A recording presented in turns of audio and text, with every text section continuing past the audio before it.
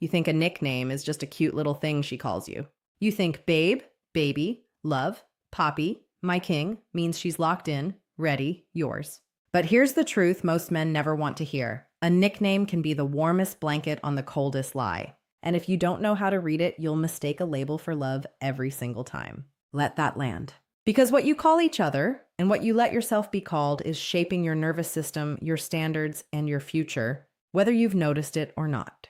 And before we go any deeper, if you're the kind of man who's done being managed by sweet words and starved of real action, done being addicted to the sound of babe while your needs go unmet, done confusing affection with audio, then subscribe. Not for me, for you. Because you need a place that hands you the truth when everyone else is handing you sugar. You need reminders. You need clarity. You need a voice in your ear that refuses to pet you while your self-respect is starving. Subscribe and let's keep cutting through the fog together. Now, let's get into it. Here's the thesis. Write it on the wall of your mind. A nickname is not a relationship. It's a frequency. It's a small, repeated signal that either deepens emotional connection or counterfeits it. Used right, it bonds two people at a level words alone can't reach. Used wrong, it becomes a sedative, a soft sound that numbs you to a hard reality. And most men, most people have never been taught the difference. So they let the sound do the thinking for them. They hear baby and feel safe. They hear my love and feel chosen. They don't ask, chosen for what? Chosen until when? Chosen or just labeled? Let's break it down. The misconception is that nicknames are proof. Proof of closeness. Proof of love. Proof that you matter. You think if she calls you something specific, something soft, something just for you, then you must be in. You must be different. You must be it. But a name is not a vow. A nickname is not a commitment. Sounds are free. Behavior is expensive. And anyone can hand you a free thing and call it priceless.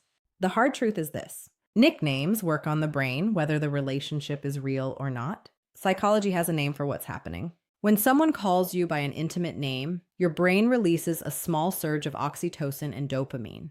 You feel bonded. You feel safe. You feel like an insider. Your nervous system relaxes, and that biological response doesn't pause to verify the truth of the relationship. It just fires. So you can be called my love by someone who doesn't love you and still feel loved. You can be called baby by someone who treats you like an option and still feel chosen. The chemistry doesn't fact check. The chemistry just floods. That's the trap. That's the quiet trap so many of you are sitting in right now, and you don't even know it. You're not addicted to her. You're addicted to the sound. You're addicted to the linguistic intimacy of being called something soft by someone who would otherwise be a stranger. And when she pulls the name back, when babe becomes your government name again, you panic. Not because love is leaving, because the drug is leaving. There's a difference. And a man has to learn the difference or he'll keep mistaking pharmacology for partnership. Now the other side. Real nicknames used between two real people do something profound. They create a private language. They build what psychologists call a relational microculture, a small, shared world that belongs only to the two of you. The inside joke that became a name. The first word she said wrong that you both decided to keep. The way he calls you something only he calls you because only he sees you that way. That's not fluff. That's architecture. That's bonding through ritual. That's two nervous systems learning each other's signals so well that one word can carry an entire emotional history. That's real. That builds depth. That's what we're chasing. So the question isn't, does she give me a nickname?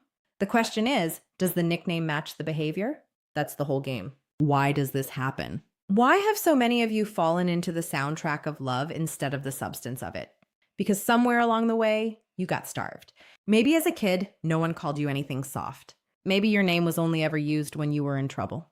Maybe affection in your house was rare, transactional, conditional. Maybe you grew up watching one parent withhold tenderness like it was a finite resource. So when someone, anyone, walks into your adult life and hands you a tender name, your inner child grabs it with both hands and says, finally, this must be the one. But the inner child can't tell the difference between a person who genuinely loves you and a person who's just good at vocabulary.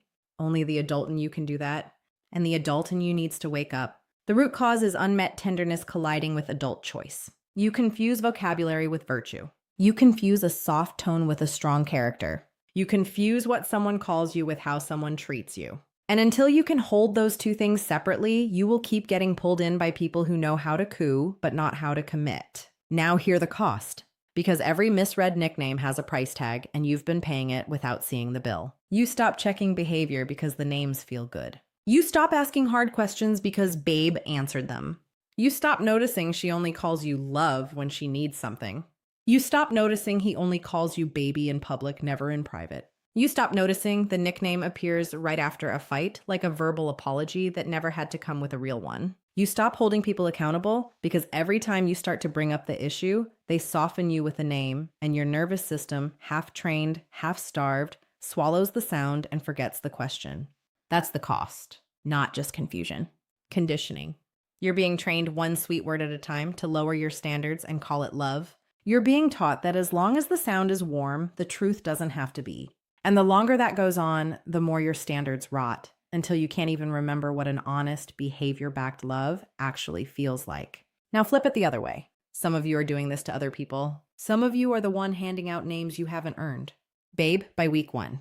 My love by week 2. Wifey before you've even seen her at her worst. You're using nicknames to fast forward intimacy you haven't actually built. You're trying to bond by branding. And that doesn't just deceive her. It deceives you. It locks you into a level of perceived closeness your relationship hasn't earned, and when reality eventually catches up, you'll feel betrayed by a connection you manufactured with your own mouth. The reframe is this. A nickname should be the echo of a bond, not the construction of one. The name follows the closeness. The closeness does not follow the name. You don't get to babe your way into intimacy. You earn intimacy, and the name shows up naturally on the other side, like steam rising off something that's actually warm. Real nicknames are anchored. They have a story. They have a memory. They have a moment of origin you can both point to. She started calling me that because of this night, this thing I did, this look I gave. That's a nickname. The other thing, the generic baby, babe, love recycled from her last 3 relationships, that's not a name for you. That's a name for whoever's standing in your spot. It's a placeholder. It's a uniform. It's a label that gets reused across men because it was never really about you in the first place. And here's the brutal mirror. If she calls you the same name she called him, in the same tone, with the same ease, 3 weeks in, you're not different. You're next, until proven otherwise. And it's your job as a grown man to require proof, not paranoia, not interrogation. Proof in the form of behavior, time, and consistency. Now, let me show you the man who understands all this, because this is who you're becoming, whether you know it yet or not. This man is calm around language. He doesn't get drunk on words. When someone calls him baby, he hears it, he feels it, but he doesn't lose his head over it. He smiles. He stays anchored. He keeps watching what they do. Because he learned somewhere along his road that words are the cheapest thing a human being can produce, and behavior is the most expensive. He has paid for that lesson in years he won't get back, and he's not paying for it again. This man uses nicknames carefully. He doesn't hand them out like business cards. When he calls his woman something special, it means something. There is a history behind it. There is a private moment encoded inside it. He doesn't recycle the same name across women. He doesn't have a babe template. He sees her, the actual her, and the name that comes out of his mouth is shaped to fit only her. That is reverence. That is craftsmanship. That is what love sounds like when it has been forged, not faked. This man has boundaries around language too. If a woman calls him daddy in week 1 with a stranger's smile, he notices. If she pulls out my king before she's earned the right to crown anyone, he notices. He doesn't get offended. He doesn't get cocky. He just notices. He files it. He watches. He understands that someone who hands out big names early is often someone who hands out big promises early, and neither tends to hold up underweight. This man has a relationship with his own name. His real name, the one his mother used, the one his teachers called, the one printed on his ID. He's not desperate for a softer version of himself to be summoned by someone else's mouth. He doesn't need to be babied to feel safe. He doesn't need to be kinged to feel powerful. He carries his own crown internally, so the absence of a nickname doesn't shake him and the presence of one doesn't sedate him. This man understands that nicknames between men matter too. The way his brothers call him by a name only they use.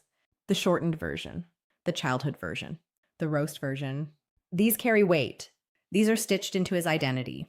He honors them. He doesn't outgrow his people just because someone new started calling him something sexier.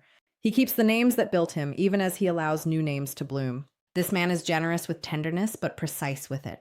He calls his mother something specific, his sister something specific, his children, if he has them, something specific, his woman something specific, and none of those names are interchangeable. because his love is not a generic broadcast. It's a series of private signals, each one tuned to the soul receiving it. Now hear me, because I'm going to hand you the work. Don't write this down. Live it. You stop receiving every soft name as a verdict. A nickname is not a verdict. It is a data point. You take it in, you appreciate it, but you do not let it overrule your eyes. If she calls you baby but doesn't text you back for 3 days, the silence is the truth. The name was just decoration. You stop letting decoration outvote behavior, ever. You stop assigning unearned weight to brand new names. If someone you barely know is already pulling out heavy vocabulary, my love, my soul, my person, slow down. Not in a cynical way, in a grounded way. Let the word grow into the relationship instead of letting the relationship try to grow into the word. Heavy names too early are scaffolding without a building. The wind will take them. You stop using nicknames to skip steps. If you're the one fast forwarding, knock it off. Don't call her wifey because you want her to feel chosen. Choose her with your actions, your time, your consistency, your protection, your provision, your presence. Let the name show up later as a natural overflow of who you've already been to her. Otherwise, the name is a coupon, and coupons expire. You start watching the rhythm of when names are used. Is baby only deployed when she wants something? Is my love only used in public, never in private text? Is poppy only used after a fight, like a verbal bandage on a wound that needed real surgery? Patterns don't lie. Patterns are the most honest thing in any relationship. The name is just the surface. The pattern is the river underneath. Track the river, not the foam. You start auditing your own language. What are you calling her? Why? Where did that name come from? Is it specific to her, or is it the same babe you used on the last 3? If you can't remember the origin, the name has no roots. Either give it roots by anchoring it in a real shared moment, or retire it and use her name. Her actual name, said with intention. There is nothing more intimate than your real name said by someone who actually sees you. Nothing. Bring that back. It's a lost art. You stop letting people you don't trust use intimate names on you.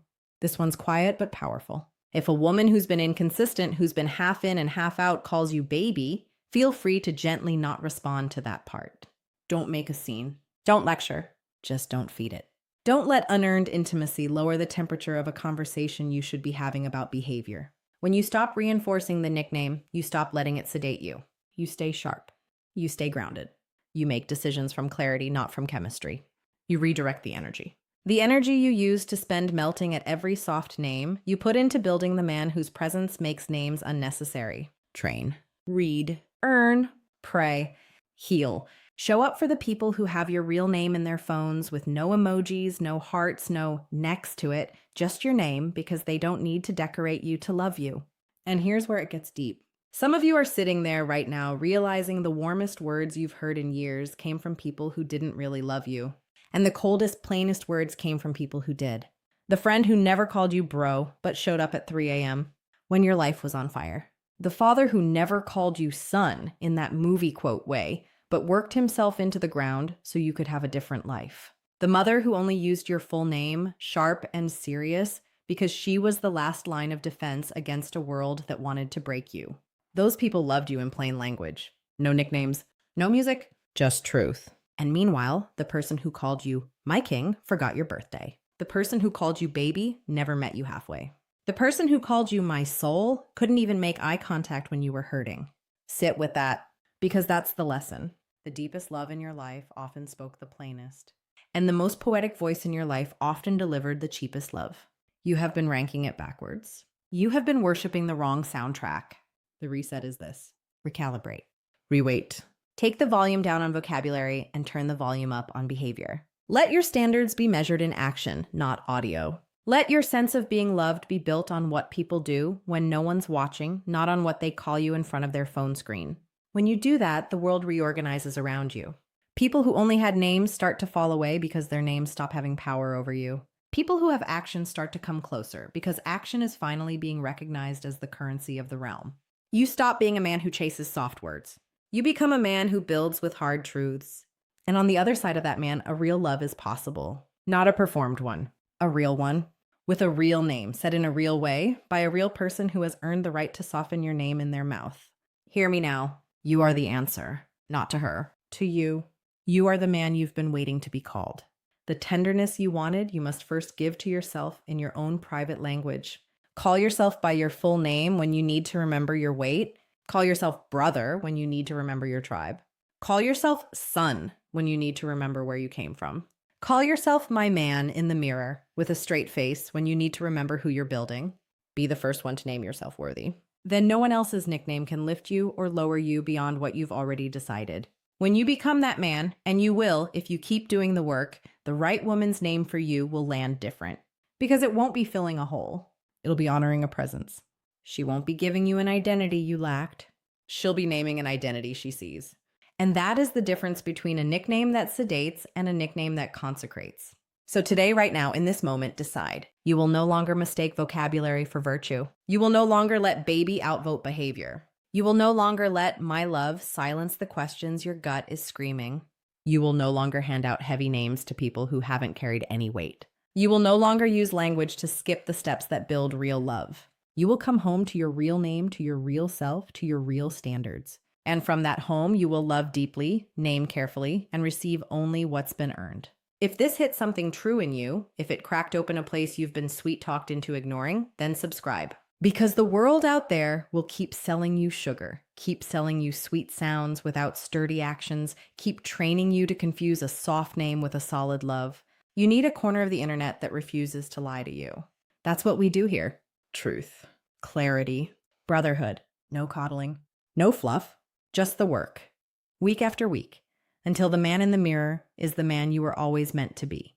You're not alone in this. There are men and women all over the world right now hearing these same words, making the same decision, choosing substance over soundtrack. You belong to a quiet army of people who are done being lulled to sleep by language they did not earn. So welcome home. Pull up a chair. Take a breath. The work continues. And the next chapter of your life starts the moment you stop being moved by what people call you and start being moved by what they actually do.